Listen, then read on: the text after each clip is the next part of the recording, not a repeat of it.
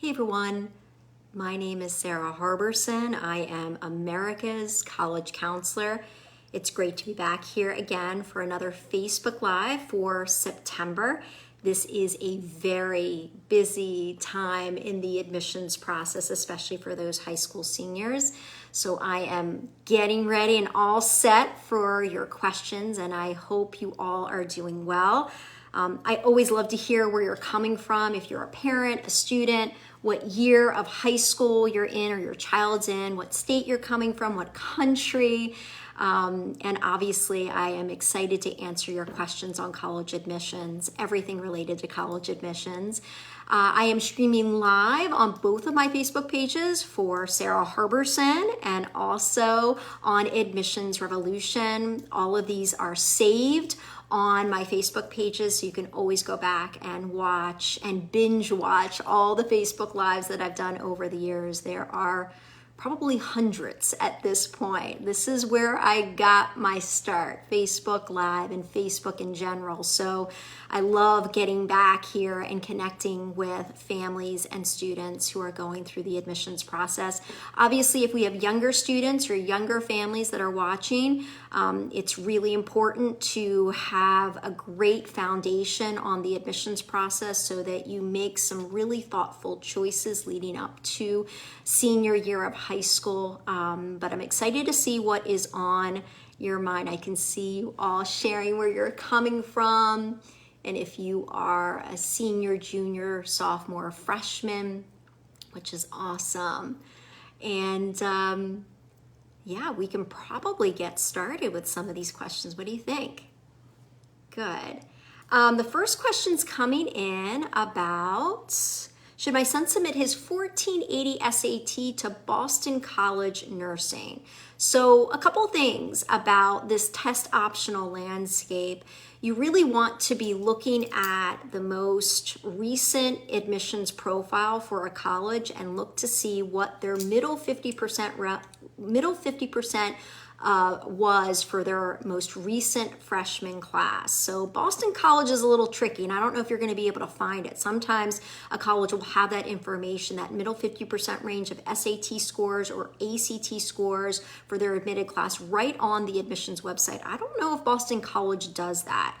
But generally speaking, you want to think about what type of institution it is. So Boston College is now a highly selective college, and so that means that they are pretty competitive, actually highly competitive with college admissions. Now, sometimes the average SAT and ACT scores will vary depending on the undergraduate program, but I would say for Boston College, if you are coming from a majority background and you are applying to arts and sciences or business, I would say that I'd probably want ideally a 1500 on the SAT, but if you have a slightly lower SAT and you're coming from an underrepresented background or an underrepresented state, or you're applying early decision 1 or early decision 2, that can absolutely help in terms of, reporting your scores, even if they're not as high. So I'd have to see what the middle 50% range for the most recent class admitted for Boston College, but I would say 1480 is super close, and I probably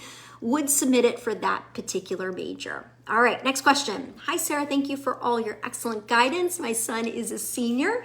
If he has finished filling out the Common App and done his essays, great job, but is retaking the October 1st SAT test, how does he submit his results? Great question. Bravo to your son for finishing his Common App and also finishing all of his essays. The thing about test scores, it's tricky. You're going to have to find out first if the colleges on his list require a official score report from the College Board or the ACT, or if he can self-report his test scores right on the Common App. The latter is going to be the easiest. You have the most control because on Common Application, you can only provide your highest score on each section of the SAT or each subsection of the ACT. So it really does benefit the student. They're only showing the scores, their highest scores, and the scores that they want colleges to see. If the student is going to be taking the October SAT, and there are going to be a lot of high school seniors doing that across the country, I probably would wait right now because he will probably get his scores back from the October SAT, fingers crossed, before any, hopefully, early decision or early action applications are due. Most of those deadlines are going to be November 1st or November 15th. There are a few that are earlier, like October 15th, but my hope is he's not going to be applying to any October 15th deadlines, so they can wait to see what his SAT or SAT score is before he decides, what he's going to be reporting on Common App, or if he needs to submit an official score report. That's something to know because that tends to take some time, especially leading up to a deadline. So if he gets his SAT score back at the end of October and the deadline is November 1st and the college does not permit any additional information after the deadline, you want to keep that in mind because you probably would need to report some older scores instead. Next question. My daughter has won a sport award. Will it go in the honor section or the activity section or both? I feel like I'm answering questions like this on a daily basis with our high school seniors in Application Nation class of 2023. A very good question. So the honors section of Common App specifically, but most applications, is supposed to be for academic awards. So those athletic awards that a student would get, I like to put them with the activity listing for that sport in the activities section. And what I tell my families in Application Nation, lead with your biggest role, your biggest position, your biggest achievement for that activity. So if they got a big athletic award, they can lead with that in the position leadership line or lead with that in the description line. So I would put it in with the athletic or the sport listing in the activities list. You do not want to list it twice. I talk a lot about making sure that your application has this beautiful layering effect in it. I don't want students hammering the same things again and again in their application. So when a student mentions an award in the activities list and also mentions the exact same award in the honors list, that's hammering. And we want to do as much as we can to layer new things about ourselves throughout the application. Okay, next question. My daughter is a senior from Maryland, wondering how much supplemental essays are weighed versus the Common App essay. Great question. When I worked at the University of Pennsylvania, I would say that the main essay really drew me in to a student's application, but the reality was that the supplemental essays mattered just as much as that main college essay. But you have to remember, Penn is a highly selective university, so when supplemental essays are required for a highly selective institution, they're going to matter just as much to the main college essay. If you are applying to a college with a higher acceptance rate and they have maybe an optional supplemental essay, you still want to do it, but it may not count as much as the main college essay for those institutions. Do you answer optional essay regarding academic hardship if not applicable? This is not the COVID essay, it's for other hardships. Yes, it's interesting. I'm seeing this prompt come up on a number of college supplements where it's not related to COVID. They're just giving the student an opportunity to write usually a shorter essay on if they've had any academic challenges or obstacles or hardships or personal hardships in their life. The student can provide a statement or an explanation or a short essay about it. If it is required, it usually will have a red asterisk if you're using Common App in the college supplements, but if you're using another type of application, it will usually indicate if you absolutely have to respond to it. Usually that prompt is an optional question, and it's one of those rare times where I will say you don't need to respond in that section if you have not had any hardships or challenges or obstacles. If a sibling is in graduate or medical school, do you list the graduate school for the sibling or undergraduate? Okay. If we're working off of Common App, it's interesting. I think it was last year or the year before, they eliminated the question about where older siblings went to college. So you will not find that on the Common App. You will be asked to report any siblings that you have, but you're not going to be indicating what colleges they go to or what colleges they went to if you have older siblings. However, when you go to a college's supplement, a lot of times they will ask if you have any family members who have attended the university. And sometimes you can list parents, grandparents, sometimes siblings. If you're given that opportunity, and your older sibling attends that university because they go to a graduate program or the medical school or the law school, usually you will be able to list that. But in the general application, the general common app, that wouldn't be provided. What is your advice for students who take a year or two off between high school and college for health reasons? Apply as a transfer or a first year? So the gap year option is something that I would highly encourage all students to consider. I would say it's a lot more popular these days since the pandemic hit. If a student has an idea that they want to take a gap year for whatever reason, because of medical reasons, personal reasons, they want to travel, they want to volunteer in another country, they want to earn some money at home and live with their family for whatever reason, I usually recommend that the student still go through the college admissions process their senior year of high school, because if you take a gap year, you're going to be filling out applications at the very beginning of the gap year experience, and a lot of your application is going to look very similar to what it would look like as a high school senior. So the admissions decisions probably would not change much. I would say that if you're planning to take 2 years off because of medical reasons, you want to think about, will you have time to do anything productive or impactful in those, at least the first year, which would be reflected in your application. So I would keep that in mind. If you are taking some time off and you're going to be doing something really special and you know you're going to have something cool to report, you can wait and not apply to college your senior year of high school. But generally speaking, if you're thinking about taking a gap year, I would recommend that you apply as a high school senior. Look at the colleges that you've gotten admitted to, send in a deposit to secure your enrollment. Sorry, you need that. To secure your enrollment, and then right after that, you can request to take a gap year through the admissions office. The deadline to request a gap year is usually around June 1st, but it could vary from college to college. All right, next question.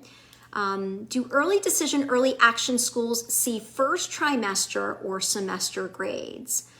Not typically, but there are going to be a small minority of colleges that will require usually first quarter or first marking period grades of senior year. There are not many of them. However, I always recommend that if a student has done really well first quarter of senior year and they're applying to private colleges or universities through an early decision or early action program, and if you've done really well that first quarter, see if your college counselor or your school counselor can send those grades to that college for early decision or early action.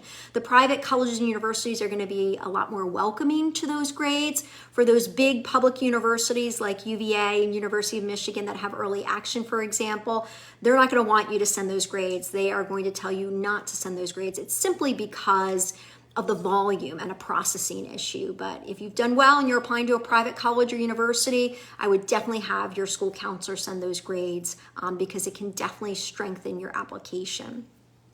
Next question. Hi, Sarah, loved your book. Nice. My son is in his third year of Japanese, and he's thinking of dropping it senior year and taking an AP instead. What are your thoughts on this? It's not his favorite class. Okay, well, thank you so much for reading my book. I really appreciate it, and I hope you got a lot out of it. So foreign language is a core class. There are 5 core classes that colleges will look at in the admissions process. The 5 core classes that they care the most about: math, English, science, history or social studies, and foreign languages or ancient languages. So Japanese will count as your foreign language and one of your 5 core classes. I recommend, and so does every college out there, to try to take all 5 core classes for all 4 years of high school. I can't convince everybody to do that, so I would say if the student is taking foreign language through junior year, and they decide they don't want to take that foreign language senior year, that breaks my heart and some colleges' heart, then I would just make sure that you are filling that slot senior year with another core class. You wouldn't want to fill that slot senior year with an elective class, for an example. You'd want to make sure it's another core class. Again, I really like students to continue taking foreign language through senior year, and so do colleges. So that's always going to be my priority and my first preference. But sometimes students just aren't willing to do that senior year, and I understand that. Hi, senior from North Carolina. I am a Gold Award Girl Scout. On the honors section, should I list the Gold Award on the honors section? Is it national recognition? I want admissions officers to know about the project behind it as well. So what do I do? Where do I include it? What else should I do? Excellent question. So hello to you in North Carolina. Here's the thing, admissions officers love those Girl Scouts that make it to the Gold Award. They love those Boy Scouts that make it to Eagle Scout.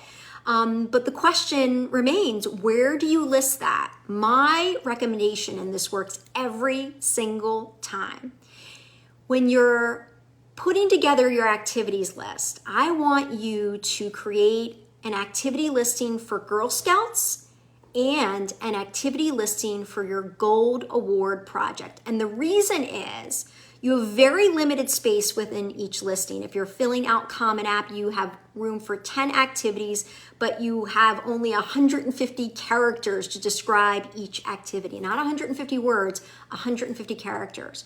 So by listing the Gold Award project in its own listing, you can describe it more fully and really explain what it entailed, what organization you work with, what your project was all about. You can also capture all the hours, weeks, and possibly years. I don't think it takes years, but at least the hours and the weeks that you did that Gold Award project. So by listing it separately from Girl Scouts, it really allows the admissions officer to get a better sense of what that project entailed, not only what it was about, but how much of a time commitment it was. So the Gold Award and the Eagle Scout recognition, I want you to provide it in the activities list, not the honors list.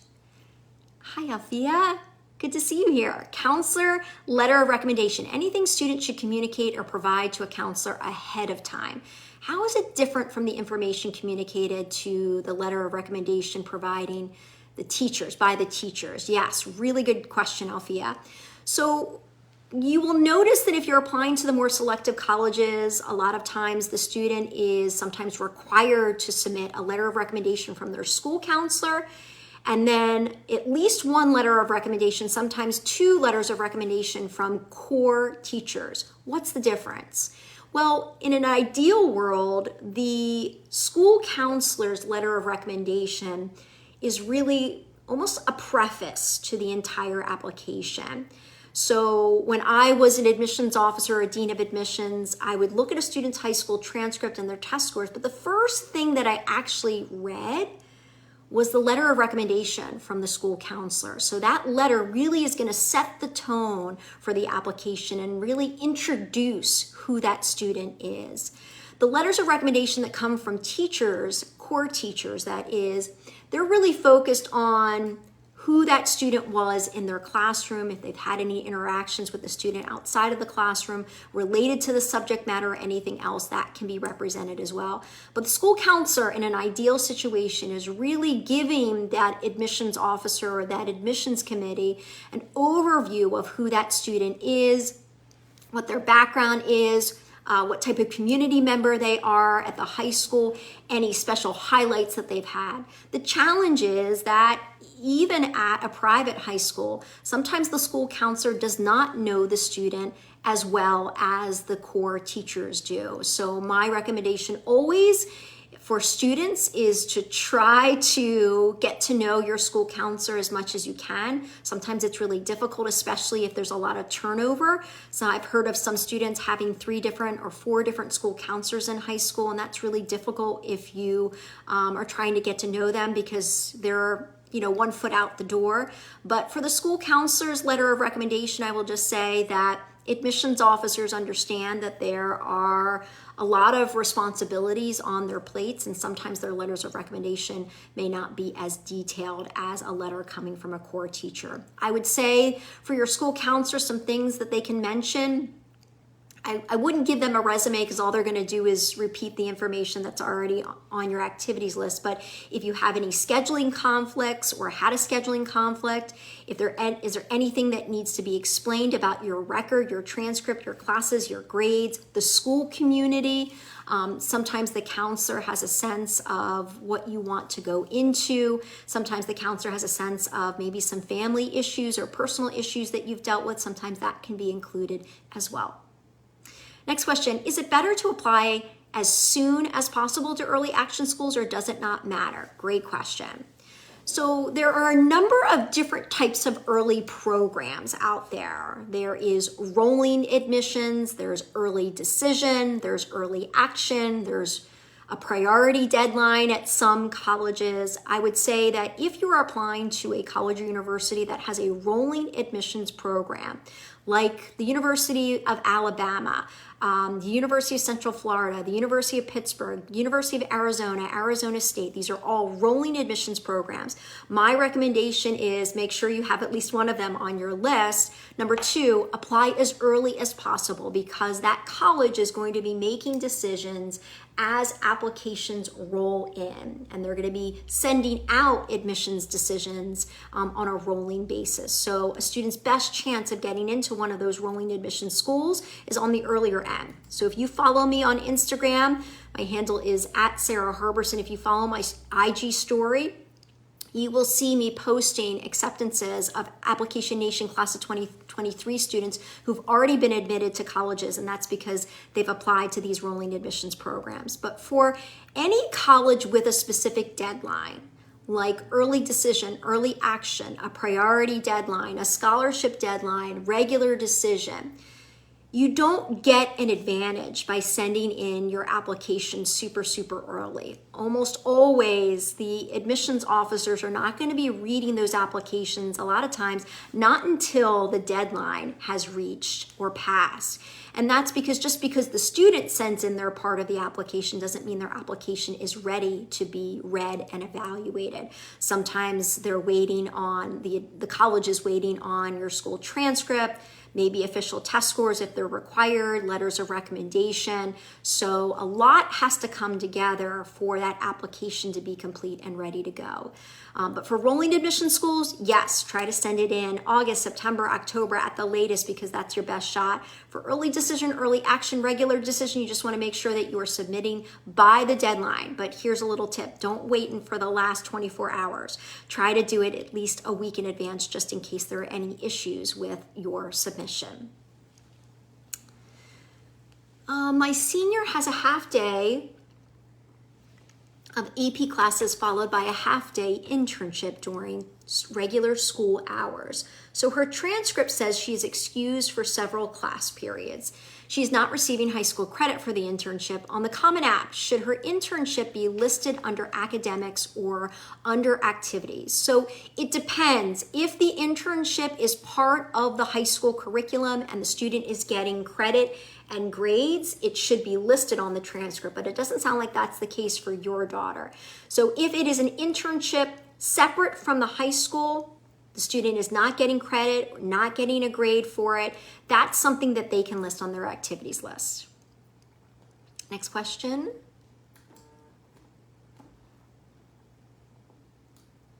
Colleges are visiting our high school. Any tips on what questions to ask, especially if you've already applied? Yeah, this question's been coming up a lot in our Application Nation group. So I have a blog, so we will definitely post that blog, and it gives some tips for high school students when colleges are visiting their high school. It doesn't happen at every high school, but When I was on the college side of this process, I spent basically from Labor Day to November 1st, which was the early decision deadline at the University of Pennsylvania. I was on the road traveling to high schools in my region that I was responsible for. So you can check with your high school's college counseling office or guidance office to find out if there are any colleges visiting. I would say, it's nice for a high school senior to do it. I think juniors sometimes are permitted to do it as well. You don't have to come ready to talk about yourself or ask some very special question. A lot of times the admissions officer is not going to remember who they met with that day. If the student has applied, sometimes they can go to that session, and if they have a moment, they can introduce themselves to the admissions officer and say, hey, I just submitted my application for early decision or early action. Sometimes the admissions officer will remember that and go, oh, when they read your application, they might say, oh, I met the student when I visited their high school.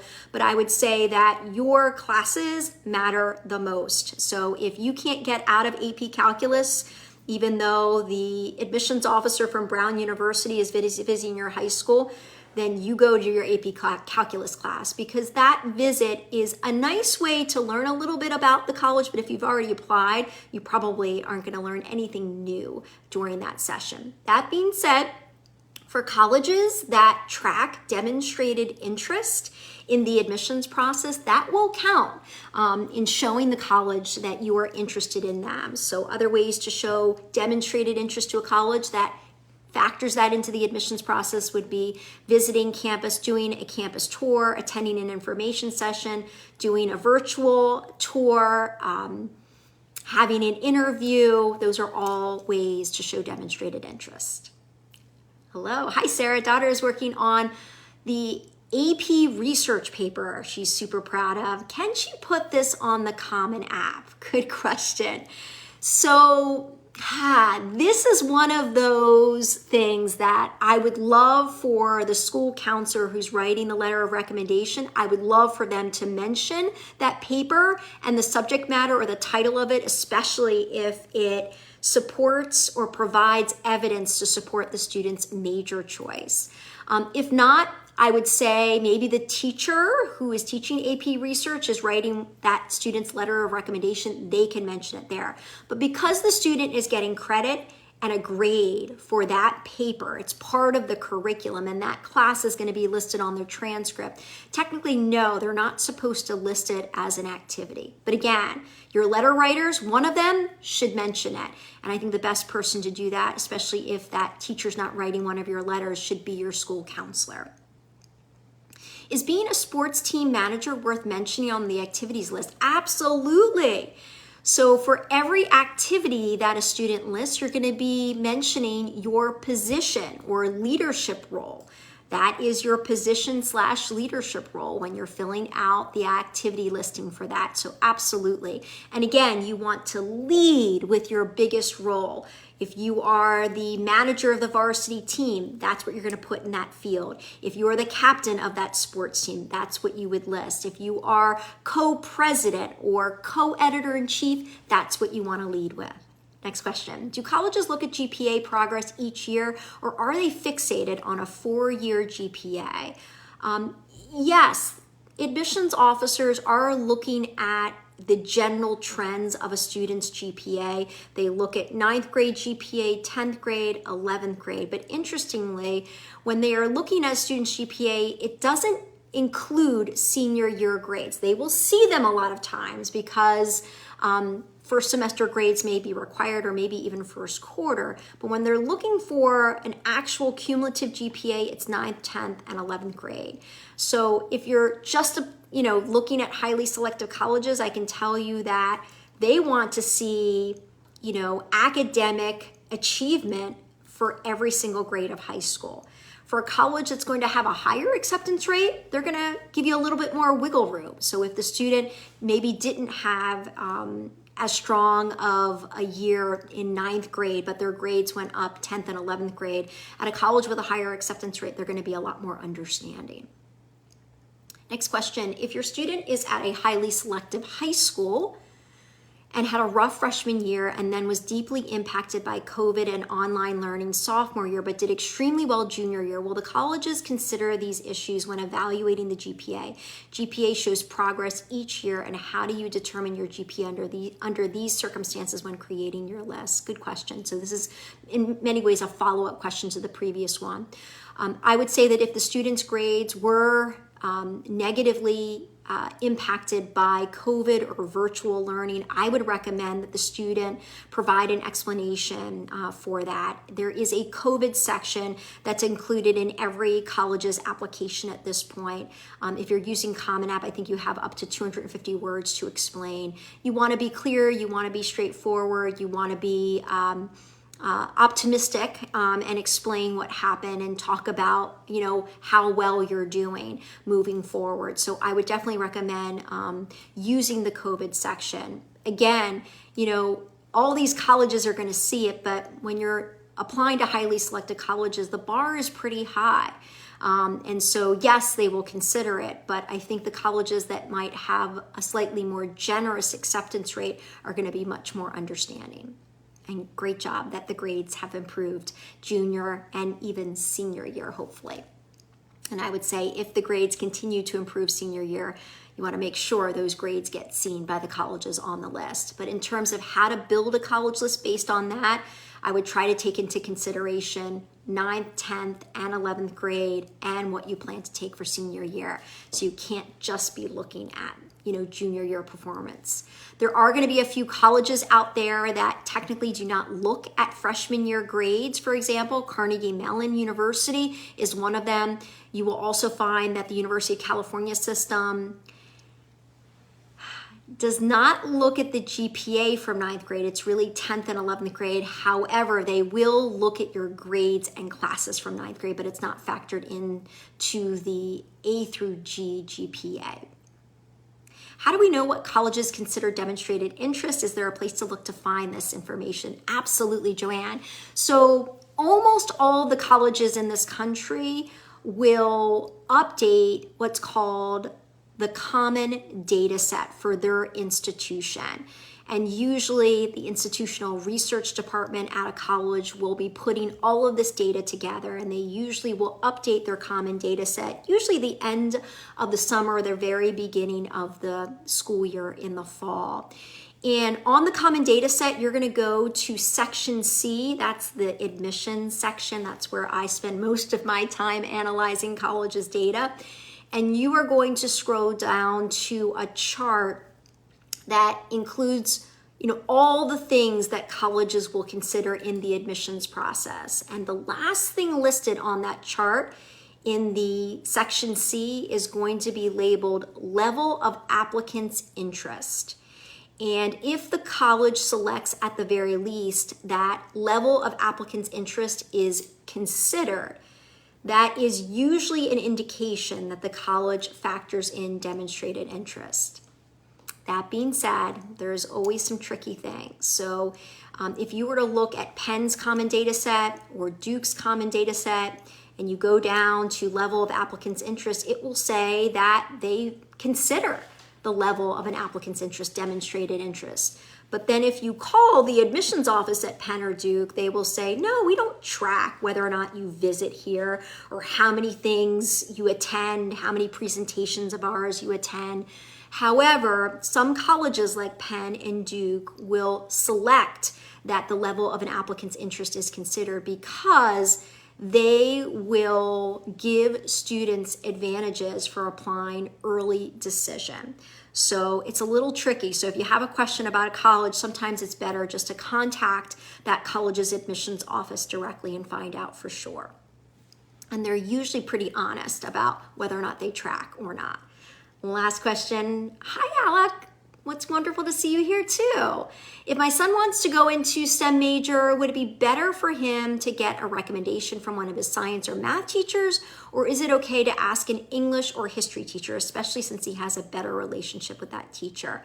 So Alec, I think you are, you'll have access to a great Zoom call that we did tonight. I don't know if you were there for Application Nation, but I mentioned that one way to show evidence for a specific major, one way, and there are many ways, ways is having or asking a core teacher that matches up with your subject matter. So I think generally speaking, if you're applying to highly selected colleges and you're going to be a STEM major, almost always one of the letters of recommendation usually comes from a math or science teacher. The other one, if two are required, can come from an English or history teacher, for example. You just want to make sure that they're coming from two different areas. And I would say if MIT is on the list or Wesleyan's another one, they actually specifically state for letters of recommendation, one letter of recommendation needs to come from a STEM teacher and the other one needs to come from a humanities teacher. So keep that in mind. But it doesn't have to come from a STEM teacher, but usually that's going to give the student a little bit of evidence to back up their major choice. All right, on that note, we've got to wrap up our September Facebook Live, but I'll be back here again for an October Facebook Live. You could also catch me on Instagram Live. I've got a weekly blog. I've got one coming out tomorrow that will be published, so I hope you get to check out all those free resources. You can also go to saraharberson.com to get some more great information and resources and articles and blogs and guides that you can use throughout the college admissions process. I want you all to have a great night, a great rest of your week, and I look forward to seeing you back here again next month. Take care.